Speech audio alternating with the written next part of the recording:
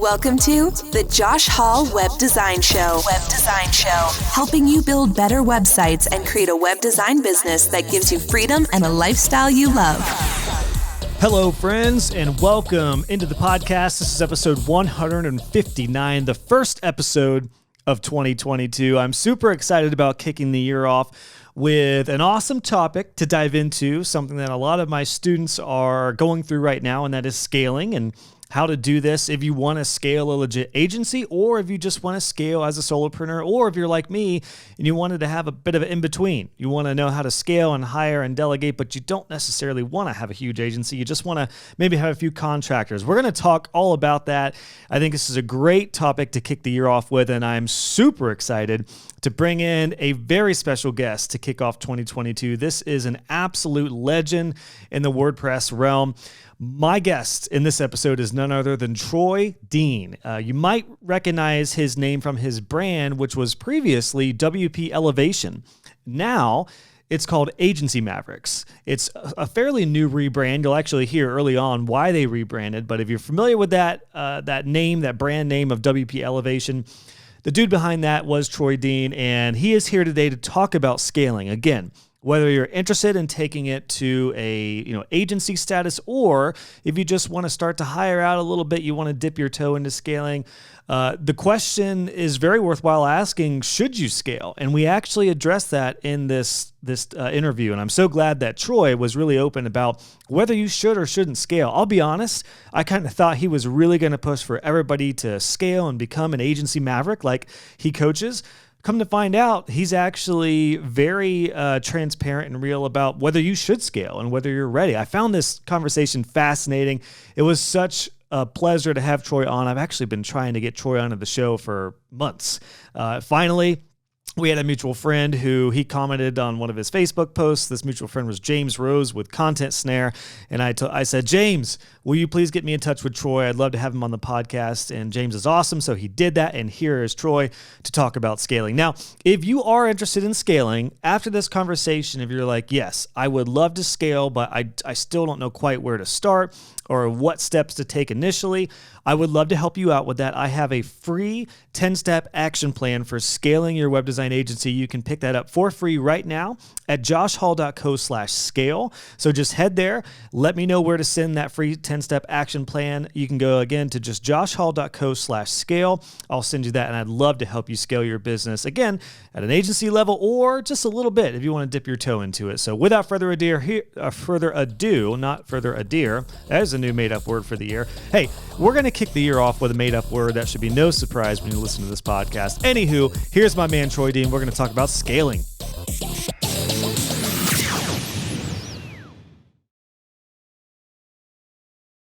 Troy, welcome on to the podcast, dude. Pleasure to have you on, man. Thanks for having me, Josh. It's good to be here. I was about to say mate, because I know you're down under. Maybe that'd be a great place to start, where you're based out of. And then I'm curious, when somebody asks you, what do you do? What do you tell them? I usually say acid, and that kind of freaks them out a bit. And they kind of look at me like they don't know whether I'm joking or not. So I'm based out of Melbourne, Australia, and we look like an agency coaching business, but we're really an agency advisory. So we advise agencies through growth. We've got some coaching and some done for you services.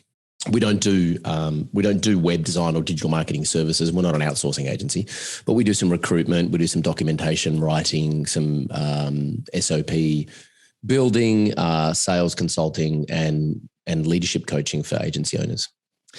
Gotcha. And I know you guys recently had a bit of a rebrand from what I was most familiar with, and a lot of my students who have been through some of your programs. I mentioned before we got connected, we actually have a lot of similar and familiar students.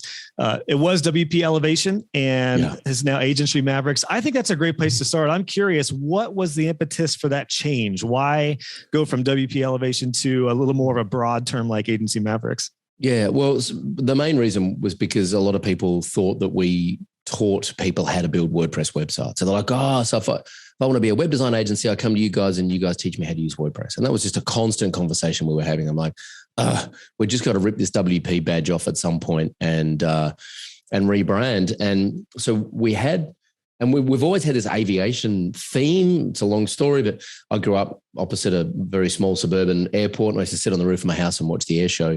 And I've always been fascinated with flight and travel, and so we've always had this kind of aviation theme. And we started our mastermind back in 2018, Mavericks Club. And so when we were looking at rebranding, we had the Digital Mavericks Facebook group, and Maverick is kind of this term that in Australia we would refer to you as a larrikin if you're like a, you know, if you're a bit cheeky, you're like confident but a little bit cheeky, and a little bit of you get up to a little bit of mischief, but nothing too serious. You know, we would call you a larrikin. I'm imagining Top Gun as you're talking. Exactly. Is that kind of That's exactly right. That's right. So Tom Cruise's character, he's the ultimate maverick because he's super confident.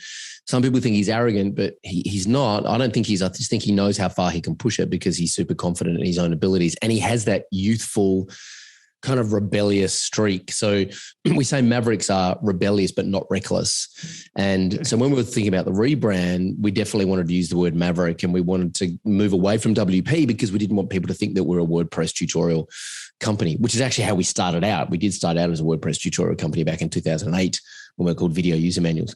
And so Agency Mavericks was just this name that kept coming up, and we explored a whole bunch of different alternatives, but we just kept coming back to Agency Mavericks, and it seemed like the most obvious choice for us. Gotcha. And I'm curious, how many of your clients or your customers in that are web designers or web design agencies specifically? Because I imagine you're getting a variety of digital marketing and all sorts of agencies. How many are web design? Yeah, the majority are web design. Okay. We have some SEO, just some straight up SEO ad agencies. I think maybe we've got a handful of like just straight up Facebook ad agencies. The majority of our clients are, you know, web design, branding, web development agencies, some e-commerce agencies, and they might end up doing SEO as a value add, or they might we've got some email marketing agencies. But most of them start out building websites for clients because that's typically the easiest way to start an agency is to build websites, and then you add services later on. Gotcha. Well, I'm really excited to pick your brain about this topic of scaling. It's something that is more and more in the conversation with a lot of my students. And just to kind of fill you in, Troy, I'm not sure how much you know of me or my journey, but I was a web design freelancer and solopreneur for about 7 years before I started scaling. And I scaled at a very small level, as in just a full-time subcontractor, basically, and a few other subcontractors, until eventually teaching became such a big part of my life. I went full-time doing courses and teaching web design. So I know quite a bit about scaling from a limited perspective of it, I guess. That's why I'm really excited to have you on as somebody who has scaled yourself, and you deal with a lot of people who scale. I know a lot of my students are at this place, and the first question I have for you is when do you know it's time to scale? Because I have a lot of my students who are at this place where they are just swamped as a solopreneur. And I got to that point. I had 23 projects on my plate, just me. And I was like, I literally can't even do all this. And I was already approaching the work-life balance kind of thing where I was not going to work more than about 50 hours a week. And even that was way too much for what I wanted.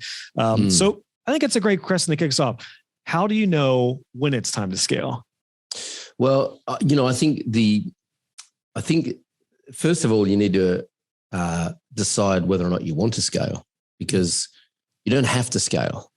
There's nothing wrong with just staying small and profitable, as long as you really enjoy what you do and you have some work-life balance. And as long as you're doing something with the profit in the agency to build your long-term wealth, which a lot of people listening to this might not care about, because they might be like, wow, dude, I'm the right side of 30 and I'm invincible. I'm never going to die. When you get to my age, I'm 48 now, you start thinking about, I don't want to sit in front of the internet for the rest of my life, And so I'm deliberately building a business that can generate profit without me looking at the internet. Because I would have pegged you for 39, by the way. Thanks. I've spent a long time looking at the internet, and I'm kind of, I need a break. So, however, if you don't have to scale, I just want to give people permission. You don't have to scale if you don't want to. but you should be doing something with the profit you're pulling out of the agency, out of your freelance business, right? You should be buying property or shares or getting some advice and building your long-term wealth in some way, so that if in, 5, 10, 15, 20 years time, you're like, well, I'm done looking at the internet. I don't want to build websites anymore. I'm just going to shut this thing down. You've still got a wealth nest egg somewhere else. Yeah. However, if you do want to scale, the advantage of scale, I think, is that you can, the end game is that you can become a shareholder in your business, and you can have the business generate profit without you working 50 hours a week. So you might want to scale back to just like working a couple of days a week, or you might want to work 4 days a week, but you might just want to be the CEO. You might want to get off the tools. You might not want to talk to clients anymore, right?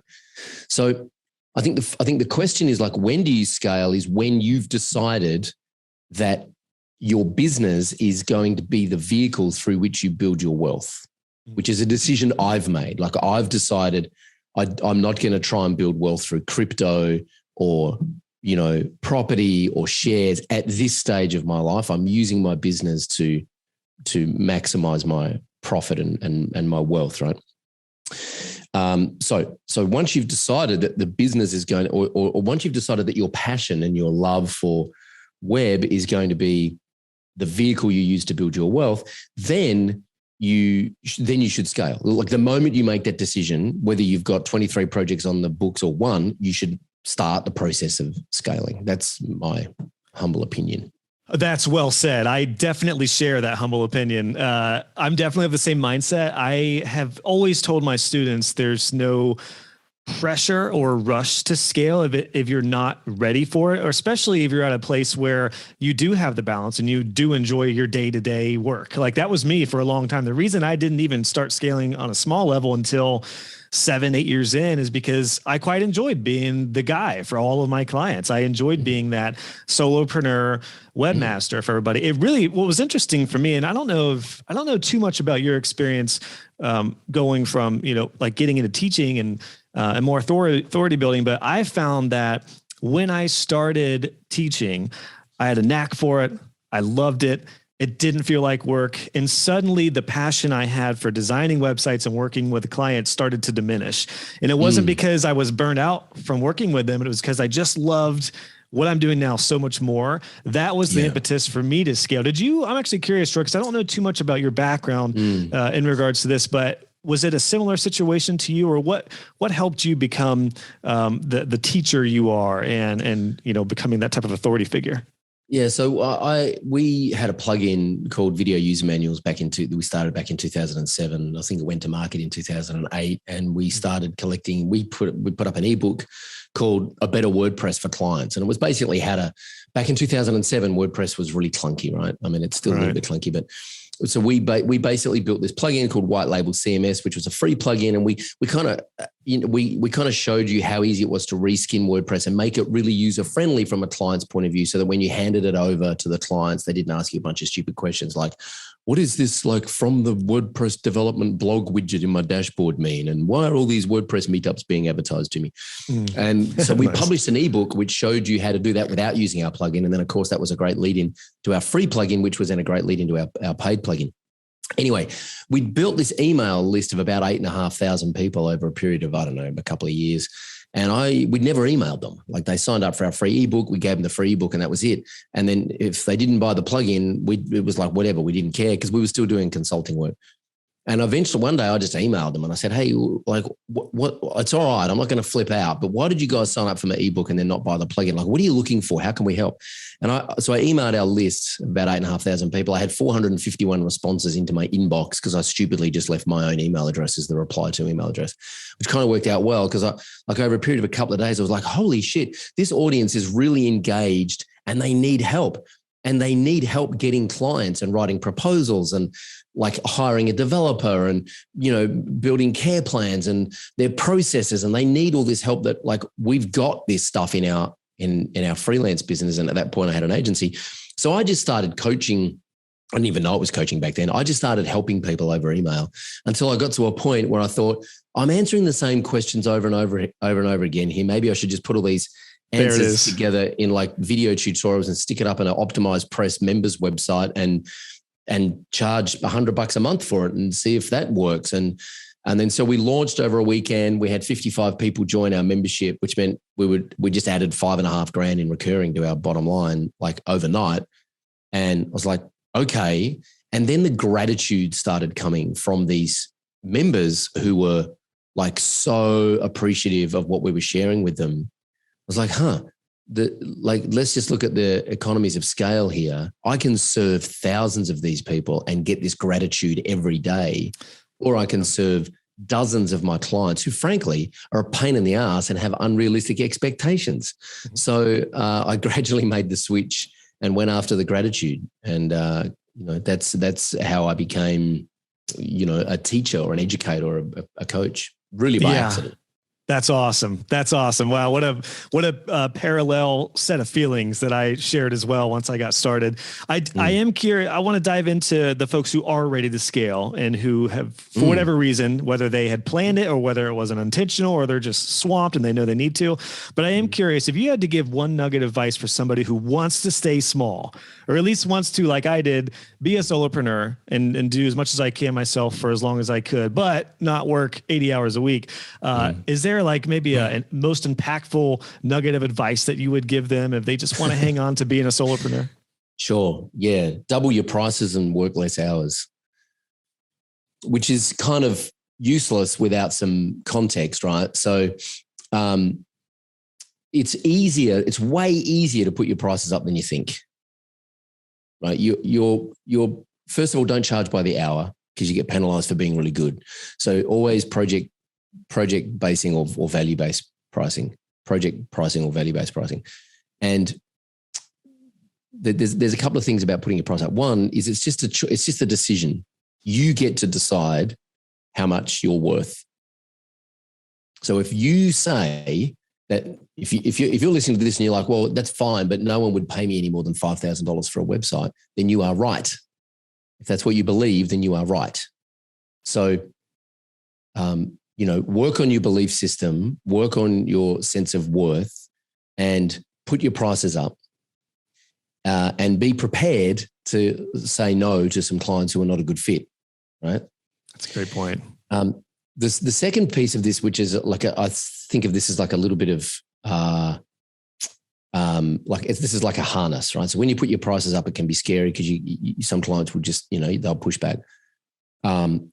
Get really good social proof testimonials, case studies from people that you've helped in the past, like video, really authentic and quantifiable. Don't get people to say, well, Josh built us a website and he was really nice and he spoke to us really well and communicated everything on time and we really liked having Josh in our life. That's a useless testimonial. You want to get testimonials and case studies that go, we went from this horrible situation to the island of paradise. And it was because Josh put us through this amazing process that got us there. So get really specific, quantifiable case studies, as many as you possibly can, and use them to figure out what it is you do better than anyone else in your world. It doesn't mean you don't have to be the best web designer in the world. You just have to be the best web designer in your client's sphere. Yeah. Right? Yeah.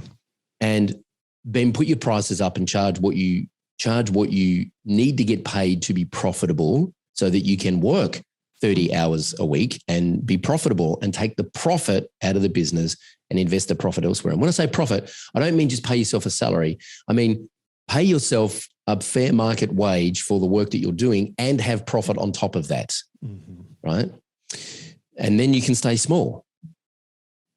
Gosh, that's so well said. What a great little snippet of advice there. And that all applies to scaling as well, whether it's just you and a person or a team, like all those principles and methods you just laid out are amazing, Troy. That is really, gosh, I just completely echo all of that as far as being able to stay small, raise your rates. It's funny. I have a lot of students who, it was interesting you framing it as a belief system. I haven't quite heard it like that, but you're totally right. It is 100% a mindset in a belief system. I experienced that myself. I did what every WordPress web designer did for, early on, which was just keeping my prices way too low at $500 or $1,000 or $1,500. And once I started charging $3,000, $4,000 for those same type of builds, suddenly I realized people were still buying those at almost the same rate. One of my students recently said, I just can't imagine somebody's going to pay $3,500 for this. And I said, well, have you put out a quote at that amount. And they said, well, no, but I was like, listen, people are paying this. Just do it. Even if you don't have a price on your website, just do it for this project. If it's a good client with a healthy budget and a legit agent or legit company, go for it. And guess what happened?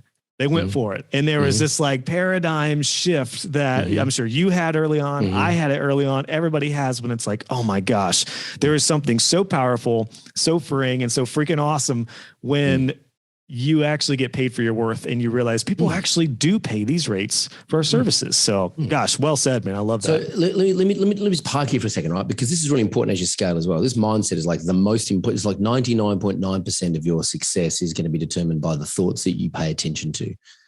You can't control your thoughts. There's like about 70,000 thoughts a day that we have that just flash into our head, and most of them are useless, and most of them are put there by other people, and most of them are designed to distract us and sabotage us and keep us safe, right? And most of those thoughts are just there to try and keep us in a safe little box so we don't get hurt. It's the thoughts that you pay attention to that are going to determine whether or not you succeed at whatever you do. So let me just bust this myth for a second. Anyone listening that says, no one's going to pay me $3,500 for this, or no one's going to pay me $7,500 for this, or whatever the number is, right? I can tell you from experience, my own personal experience, and witnessing this thousands of times over the last 10 years with freelancers and agencies, that you will work. It's the same amount of work to build a website for $2,500 as it is for $22,500. It's just the client and their business model that changes. You can't sell a $22,500 website to a client who is a mum and pop shop whose business model only makes $3,500 a week in revenue, because they just don't have the capacity to get a return on the $22,500 investment. So the moment you sell, the moment I can show you a website that you might think was $3,500 that was $22,500, the moment you realize that someone will pay $22,500 for what you might call a basic brochure website, right? The moment you see that invoice and you see the proposal and you see the signature and you see the bank deposit, the moment you see that, it's like the myth that is keeping you thinking small has now been busted, right? So that myth can no longer keep you thinking small because it's no longer a truth. It's just a myth. No one will pay me $5,000 for this website. And the moment they do, so we're now operating under a new truth, right? That's a great point. I would just encourage anyone listening to this that if you've got thoughts in your head like no one will pay more than this, or that they won't take me seriously, or I have to add this functionality to charge this, or I have to run ads for clients to be truly valuable. Any of those thoughts that you think are like holding you back, just pay attention to where the thought came from. Like, what is the genesis of that thought? Why is it in your head? And is it actually serving you right now? Because if it's not, then just let it go.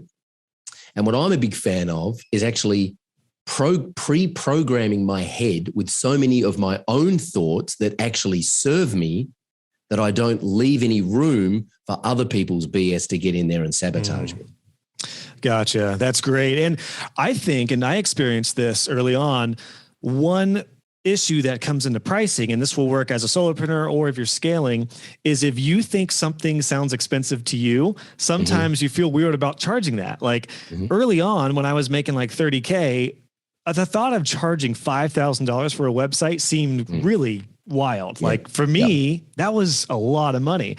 Yeah. Have you seen that as well? Like how do we, maybe if somebody is on the lower level, do you almost have to trick your mind to understanding the value and thinking bigger? Is it as simple as that? You do. You have to realize that not everyone is operating from the same worldview, right? The same frame of reference.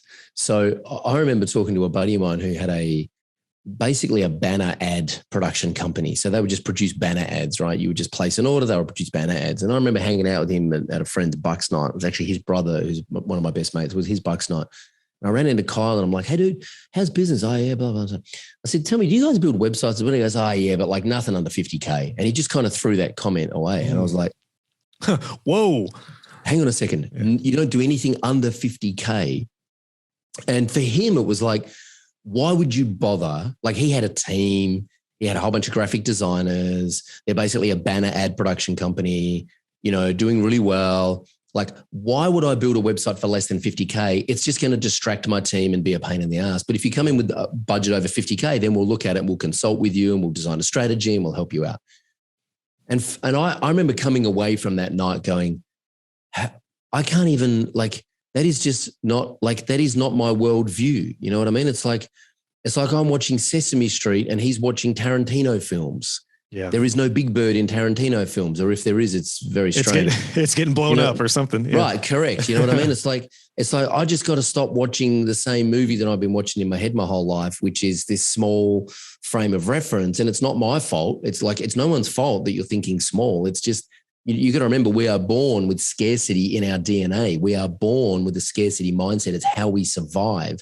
Yeah. But at some point, if you don't undo that thinking and reprogram your brain with more constructive messages, then all of those stories are just going to keep you thinking small, particularly if you're working on your own from home or in a small office environment on the internet and you are in a silo and you don't hear messages all day that build you up. All you hear all day, if you're on social media, is the highlight reel of everyone else's fantastic life where it's all rainbows and unicorns and success and crypto billionaires, right? And that makes you feel insignificant and insecure and not as worthy. And you hear complaints from clients, right? And so if you have to be really careful if you spend a lot of time on your own, not being your biggest cheerleader, right? That you can very easily get into a dark place and a mindset full of doubt. So here's a crazy thing. What I do a lot, and there have been a lot of studies that prove that this works, and my wife is a psychologist and I spend a lot of time thinking about this stuff, and I've had a lot of therapy in my life. And so I've got myself into a place now where I can do this without feeling weird. I talk out loud about myself in the third person, in the present tense. Right. So what that actually looks like is I will, come into the office and I will say, Troy is motivating his team today to do X, Y, Z, or Troy is getting his team focused today to blah, blah, blah. Right. Or I'll say, come on, Troy, you got this. Right. And there have been, there was a great study done with elite basketball players. And what they did is they split them into two groups and they had them shoot hoops. And one group, they said, when you're shooting a hoop, I want you to talk to yourself in the third person in the present tense. Like, come on, Josh, you got this. You got this shot, Josh. Come on, Josh. Like, coach yourself through it, but use your own name in the third person. And the other group, they were like, you guys just do what you normally do. Well, the guys that were talking to themselves out loud, like, they killed them. They absolutely killed them.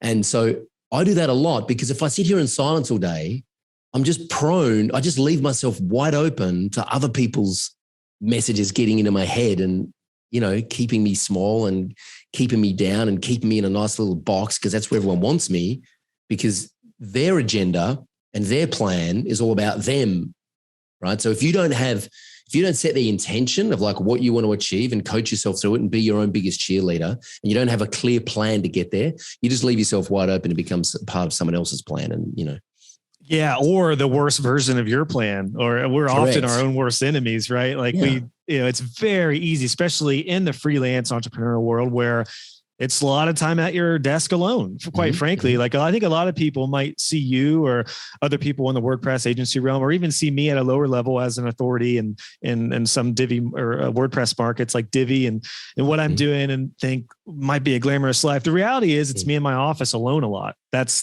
basically what it is. And I think you're hitting on a really important thing that I talk about on the podcast all the time, which is community, and really good community, people that are going to support you and uplift you, whether that's a premium group. I know that's probably the impetus behind Agency Mavericks. And I have a web design club where we have, amazing people to build each other up. So I think that is huge, particularly when it comes to scaling. I would say, in order to scale, you have to be in some sort, whether it's a mastermind group or something, you have to have a set of people around you that you can look to, but not look at from any sort of comparison game. Would you say that's true? Like, have you seen the most successful people scale who do have some sort of mastermind or a group around them? Totally. I mean, you can do it on your own. It just takes longer and it's more painful, right? So like anything, like surround yourself with people who are going to be your champion, but also show you, like we've got an amazing internal culture. We're a very abundant thinking community, right? So anyone who comes into our world, we kind of indoctrinate them into that abundant way of thinking. So we share everything with our community. And, why try and figure something out yourself when you can just tap into a community who someone's already figured it out and they can share it with you. And it might not be perfect for you, but they may have already done 70% of the heavy lifting. And so you can just take what they've done and tweak it and season it to taste and then, adapt it for yourself. And there's a big difference between a cheerleader and a coach, or even a teammate, somebody who's around the same level as you are. I think all those things, if we can throw a sports analogy on it, is really, really key to have somebody who's going to teach you, that is going to kind of show you the way, like you just said, but have somebody cheer for you and somebody who's alongside you that you can see progress with them. I definitely think that's key from scaling, because the people who I knew and know currently who have scaled any sort of agency have had just that. They've been in some sort of mastermind or some sort of supportive community that is more than just a free Facebook group with thousands of people or something like that. So I think that's important. And I don't want to derail us too far on that, because we do talk about a lot about that. I am curious. So you mentioned the dude you talked to who was like, I don't do anything for 50K and just blew by it. I would imagine there is some more value in that than just websites. Is that correct? Well, so Flight Centre spent $3 million on a website and then canned it. So Flight Centre is a travel agent here in Australia. They spent $3 million on a website that never saw the light of day, right? So, this is a really interesting question. It's the question I hear a lot. Like, well, for 50K, it would have to be more than just a website. Would it? Why? Like, why would it? Why would it need to be more than a website for 50K? Well, I guess it would depend on what you talked about earlier, which is your customer, your target market. And I had one project that I totally would have bid out for 5K. I did 15 just because I knew they had a healthy budget and they actually went for it. So I guess that's a practical example. Yeah. I would say it would have to be the customer or the mindset or how it's framed as. Right. So if you think about the customer and what their objectives are and what their priorities are and their potential return on investment. So for example, if you're a lead gen company, like a High Pages or whatever you guys call it in the States, where you just generate leads and then you sell those leads to removal companies or home contractors, right? And so all you're doing is like running ads, generating leads, and then selling those leads off to the highest bidder. If that's your business model and you don't have a web dev team or a web design team or a strategy team in-house, and you know that if you can you know that your website's a bit archaic and you know that, you could generate more leads and you know that a lead is worth, $17 profit to you. And that if you upgraded your website and did some conversion rate optimization and did some, and it was faster and all that kind of stuff, that your potential upside could be an extra $30,000 a month in profit, right? If that was a potential upside, but for you to manage this yourself and to go find the freelancers and the contractors to do it, right, is going to take you 6 months, and potentially the cost of trying to do it yourself or manage this yourself could be the cost of failing. So not only the potential loss of the additional $30,000 a month profit, but you could also go backwards. It could be damaging to the business. Then doesn't it stand to reason that hiring an agency to do this for you and they charge you 50K and they get it done within 2 months, and 2 months from now, you're generating that extra $30,000 a month in profit. It's going to take you 2 months, right, to get a return on that investment in the additional profit. Now, let's say you miss the mark and your profit's only an extra $10,000 a month. Well, 5 months, you've got a return on investment. So it depends on the client. It depends on their go-to-market strategy. It depends on I've seen agencies get bought by other agencies just for the care plan revenue, right? I've seen agencies get bought by other agencies just because they had 2 killer staff members that the big agency wanted, and those 2 staff members were worth buying the entire agency because it was just easier and quicker to consume the whole agency, basically shut down the agency and just absorb those 2 team members and gradually performance manage the rest of them out the door. So it depends on the client, what their objectives are, what their priorities are, how fast they want to move. And larger companies tend to move pretty slow, right? So I remember talking to Shane Perlman from Modern Tribe about this years ago, when they were basically a collective of freelancers back then, and they had some amazing clients like Warner Brothers, I think, and I don't know, Skype and Microsoft. I'm like, dude, how do you get these clients? He said, well, what you got to remember is that Microsoft don't hire us. Jenny from Microsoft hires us because she's running a marketing experiment in one of their departments and she needs something done. And for them to do it internally is going to take 12 months worth of meetings just to get an approval, whereas she can just give it to us and we can get it done in 90 days, right? So large companies move slow. So they, smaller agencies are a bit more agile. So it all depends on the client, their priorities, their objectives, where they're stuck, what their roadblocks are, and how you can help them get from A to B. Great encapsulation of value-based pricing, results-oriented services and deliverables rather than just a 5-page website. That is something that I've really been trying to teach a lot of my students, and we've talked a lot about recently on the podcast, is the different approach to sales. And this is key for scaling, because I feel like if you're going to scale effectively, you have to move from a commodity style service or product, like a just website that looks nice, that's 5 pages. But what, just like you said, Troy, what is it going to do for the business? What is the result they're going to get? And I think that's the power. And that's honestly, quite frankly, why I was able to triple what I had normally would have charged on that one project, is because I probably would have done it for $5,000, but I knew this company was a legit company. And I threw it out there. My mindset was already changing at that point. I just threw it out there. I figured I had nothing to lose. I was at the point where I didn't need the project. And it worked. It was awesome. So it definitely works. I guess that's another, maybe a little more of a tactile question, particularly when it comes to scaling, is how do we avoid websites becoming a commodity? Is it adding more of the value, like conversion, SEO optimization, those things? What in your mind helps websites move from a commodity? This is one of my favorite topics. Yes. So here's the thing, right? First of all, I just want to talk about profit for a second. You owe it to yourself, your staff, your family who have supported you in this journey, and your clients to make profit. Okay. If you don't make profit on every project, you are letting your clients down, everyone who supported you on this journey, your team, you're letting all of those people down if you don't make profit on every project, because profit allows you to reinvest back in the business and better serve your clients, right? And stay in business. So just get comfortable with making lots of profit. It's a good thing. Profit is good, okay? Second of all, if you want to scale a really profitable business building websites for clients, the first thing you have to do is stop selling websites. Now, I know you might think, what the hell are you talking about? You're on a web design podcast and we're talking about scaling web design agency and you want to stop selling websites. So here's the thing. Websites are a commodity. Unless you are dealing with enterprise level clients, and I'm going to make an assumption that most people listening to this are dealing with small to medium business, right? Websites are a commodity. Yeah. No small business owner woke up in the middle of the night and said, darling, it's occurred to me. I've had an epiphany. I've had a dream. The answer to all of our problems is I'm going to go find someone tomorrow and spend $15,000 on our website, right? That never happens. Websites are a commodity, and you just Google like vet websites or dental websites wherever you live, and you'll find them for less than $1,000. Okay. They are a commodity. So one of the fundamental things that we teach is to take what it is you do and turn it into what we call a signature system or a signature solution, right? And the only place you can get that is from Josh Hall Web Design.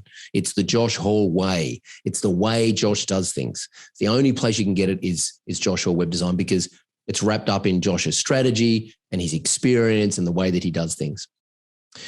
And the way that we present this is that we present to a client based on what the client needs, what they've told us they need, where they're currently stuck, what their roadblocks are, and we map out what I call a 12-month roadmap. So whenever I work with a client, I'm going to make an assumption that we're working together for at least 12 months. Right? And over the next 12 months, we're going to do this, and this. And part of that might be redesigning the website. Now, here's the catch. The part of that might be redesigning the website, which means instead of us charging you $6,000 for a website and then putting you on a care plan for $150 a month, then maybe running some SEO for $500 a month, what we're going to do is we're going to charge you somewhere between $1,500 and $4,500 a month for our signature system for a 12-month commitment. We're going to get you these results and these outcomes over the next 12 months. And part of that will be, we need to do some work on the website. But they don't have to pay $6,000 for us to redo the website. We're just going to do that, right? We can, and if even if you've got a client on $1,500 a month for 12 months, that's an $18,000 engagement over 12 months. Mm-hmm. Well, you can add more value to a client if they spend $18,000 with you over a 12-month period than if they spend $6,000 with you and you try and get it done in 3 months. Which is that's the usual agency model is, hey, I've now got 23 projects in my Trello board and I've got to try and all get them done in 3 months and they're all paying me $5,000, which is great. I get $100,000 worth of business here. Guilty. And I want to throw myself off the balcony because I just cannot get through all this work. Right. So the signature system is a 12-month engagement. Let's just slow down. Let's do one thing at a time. Let's redesign the website if we have to, right? That's included. Because you're a VIP growth plan client or whatever we call it, we're just going to fix that for you. So we're actually not going to charge you to redesign the website. We're just going to get that done as part of our solution. Now, the other thing I'll just say is that this does not mean that this does not mean that you specifically need to add more services to your service offering to be valuable. You don't need to run ads if you don't want to. You don't need to do SEO if you don't want to. You don't need to do copywriting if you don't want to. You either build a team to do those things or you partner with someone to do it. What people are paying you for is to help them work out their goals, to help them sort out a plan to get there, and then the strategy to execute that plan and help them achieve their goals, because they don't have a clue about any of that stuff. And that's why they're actually hiring you. The website is just part of the vehicle of execution that is going to help them deliver that strategy and get the results they want.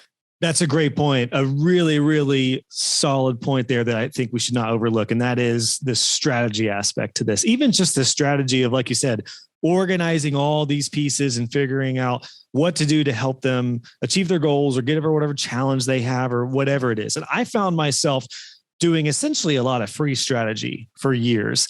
And it didn't really dawn on me that I was the strategist for their business, their entire online presence. And I think something else that is very overlooked, particularly in web design, is the power of connections and those type of partnerships we have. Like you said, the client doesn't know anything about SEO or copywriting or conversion-based design or any, it's unlikely that they're going to know anything about that.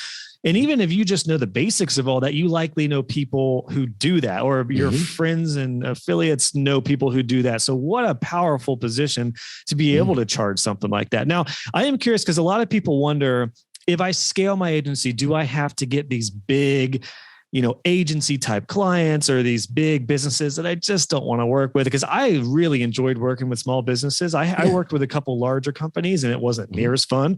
There were way more hoops to jump through. There were way more of that. So I guess the question I have for you in this regard, Troy, would be, in order to scale to those type of projects that are 18K annually or whatever it is, do you have to get to and I'm playing devil's advocate here. Do you have to get those big clients, or can we talk our small business clients into that type of business model or that yearly arrangement?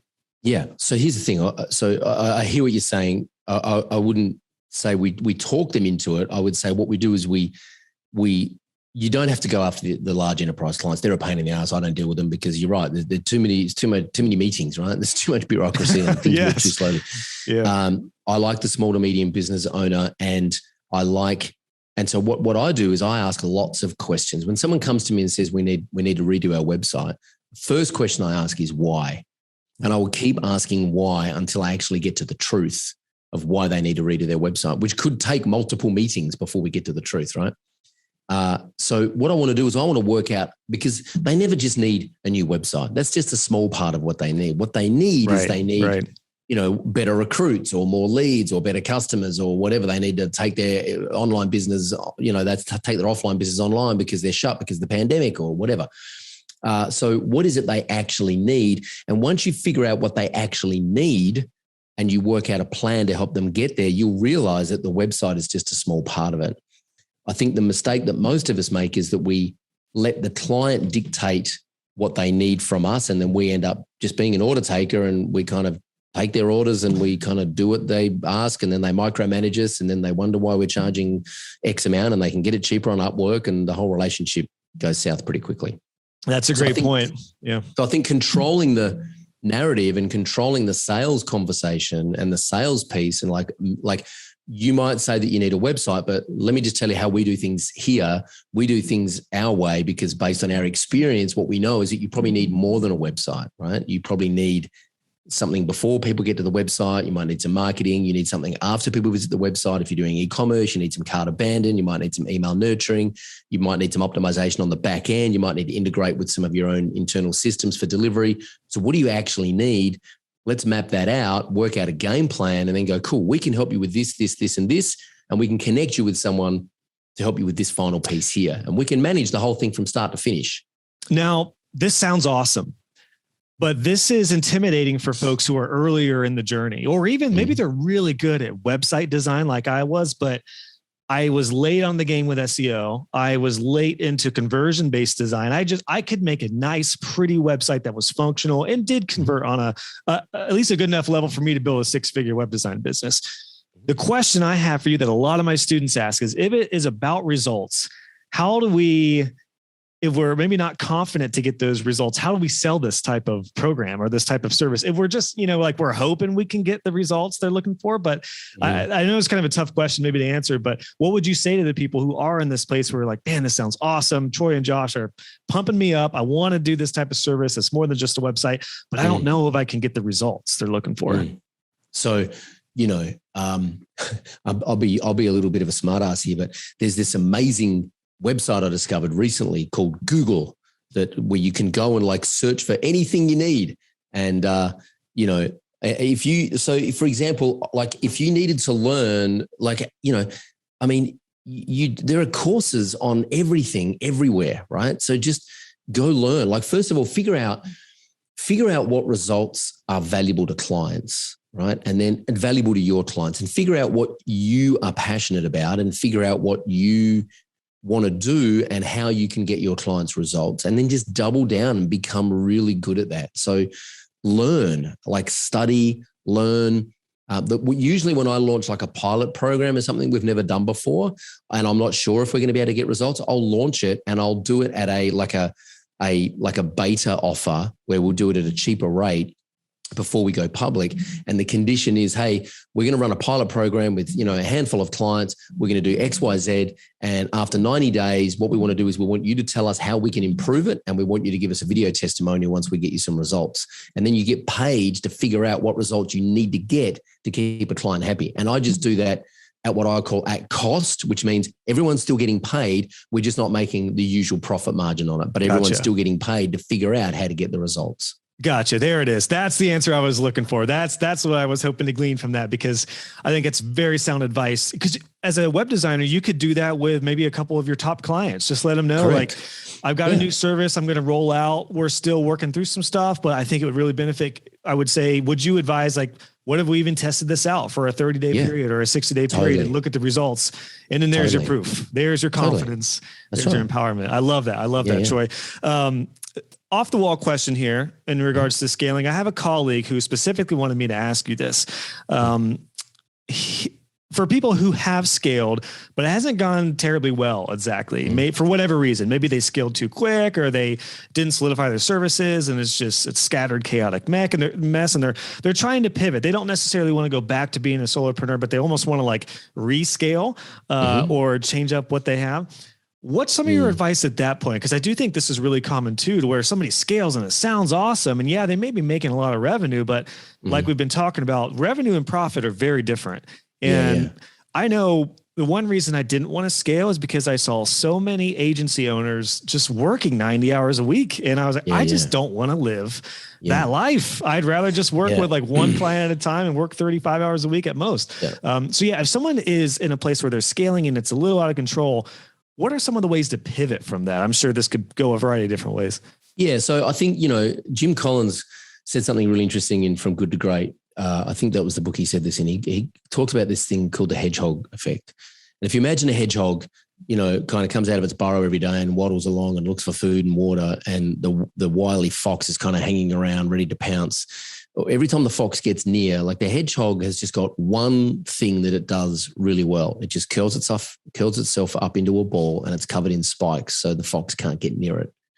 And so the concept of the hedgehog effect is figure out what you can be the best in your world at, right? What can you be the best at? Now, in my world, it's usually, I love working with people in the education, coaching, and training space because I think it's really important. I love working, I also love working with nonprofits in that space. And I love working on things like conversion rate optimization, user experience, and whole customer journey mapping, right? I don't do SEO. Those are the next 3 podcasts I want to get you on, by the way. There we go. We got the plan. So I don't run ads. I don't do SEO. I don't design. I mean, I don't do anything these days. I just basically consult on strategy. So work out what you do really well and what you're really passionate about and what adds value. So you need to understand like your skills, your passion, and then the economic engine. Like what do the clients need, right? So there's no good being really good at something and be really passionate about it if clients don't need it because there's no value in there. Right. So what do clients need that you're really good at, that you're really passionate about, that you can build a team around?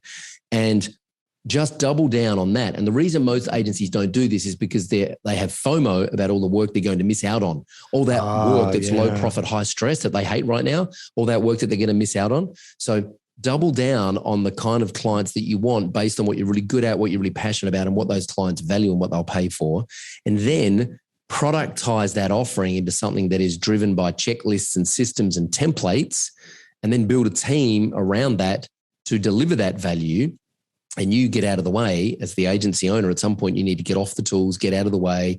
You probably end up, the last role that you'll play in the business will be in sales and biz dev. And then eventually you hire someone to run biz dev for you and you just become the CEO. That's usually the path. And it can take anywhere from, 3 to 5 years to make that pivot and to carve that path. But I can tell you this, a client services business, a traditional agency client services business model is really, really hard to scale. Really hard. Yeah.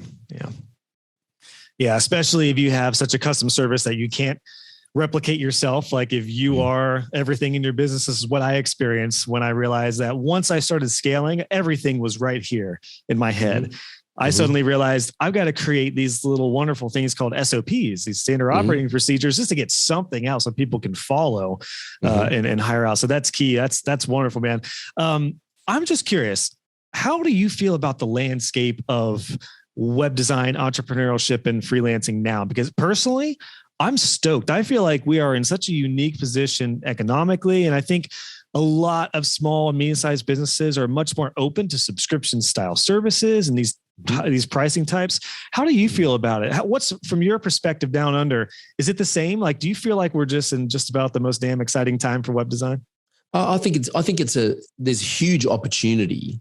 I think the problem is that a lot of people get stuck in this, the entrepreneur, like I want to be an entrepreneur.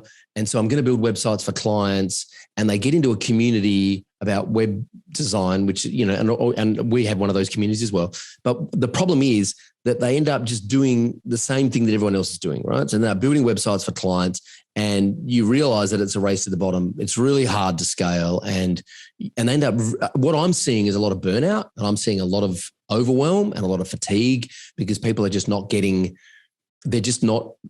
past a certain threshold, right? And they're burning out. They're like you were when you had like 20 projects on the go, right?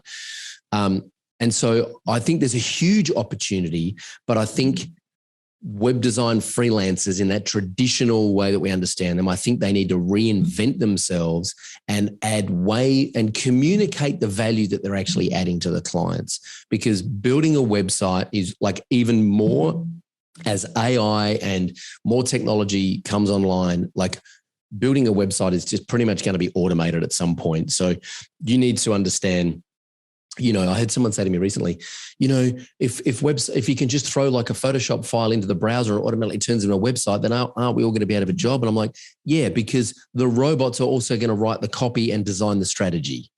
Of course they're not. Right. And robots can't build relationships with people yet. If that happens, we're all screwed. So we got a little while at least. Yeah. Yeah, exactly. So I think, we all need to just take a moment, stop trying to compete with what everyone else is doing, and get better at communicating the value that we actually add to our clients. And I think as much as Facebook groups are amazing, and we've talked about this, being a part of community is good. I think you also need to be careful that you don't end up in an echo chamber, right? So you want to make sure that your community consists of people who are more successful than you, that you can model their behavior and go, what have you done differently to everyone else that has allowed you to scale? That's great. One reason my web design club is filled with people who are quite advanced and then also fairly new. So there seems to be a nice give and take there for the people who are advanced and can help, but they're getting coaching from me, and people who are new, who are getting coached. I love that. Every segment you've talked about here, Troy, has been great advice. This is a quick hour, man. We're already almost up on time here. I want to be respectful of your time. I want to ask you a final question. Before we get to that, though, where would you like my audience to go to either find out more about you, or do you have a special place you'd like them to check out? Yeah. So one of the things I know that you need as you scale is you need sales targets. Right? You need a sales system in the business, and you need sales targets. It's really difficult to hire people if you don't know what your revenue is going to be, particularly your recurring revenue. And so we talk about sales process, sales performance, and sales pipeline. And those 3 Ps form what we call a sales system. And we've been benchmarking our agency clients over the last couple of years as to how they're performing from a sales point of view. And so we put together a scorecard that allows you to answer a bunch of questions and just get like a kind of a high level overview of where you sit against other agencies. And then we actually give you some practical things. Once you go through the scorecard, we actually send you a PDF, a customized PDF. It's really quite neat. And we give you some tactical things that you can actually do, start implementing in your agency to improve either your sales process, your sales pipeline, or your sales performance. And so I think it's a good place for people to check out, where they sit and get some ideas on how they can improve. Awesome. Yeah. We'll have that link. That's at score.agencymavericks.com, right? Yeah, that's the one. Yep. Awesome. Yeah. We'll have that linked. Well, final question here for you, Troy, as we wrap up, man. First of all, thank you for your time. I was really, really stoked to get you onto the podcast. A lot of my audience, again, have been big fans of yours and have followed you. I definitely consider you a legend in the WordPress realm. So it was great to spend an hour with you. Hopefully this won't be the last time, but I'm curious from you, if you could, maybe about 4 or 5 years ago when Josh was getting ready to scale, I'm talking in the third person now. What would you advise him when he's like, I hadn't planned on this, but I feel like it's the next step. I'm nervous. There's a lot of, different mindset shifts. What would be maybe one, I'm sure there's not an exact perfect path to follow, but what are maybe the most impactful or important step to start off with when beginning to scale? Hire people before you think you need them. Hire people before you're ready, right? And then get on the phone and talk to customers and make sure you can pay for the team.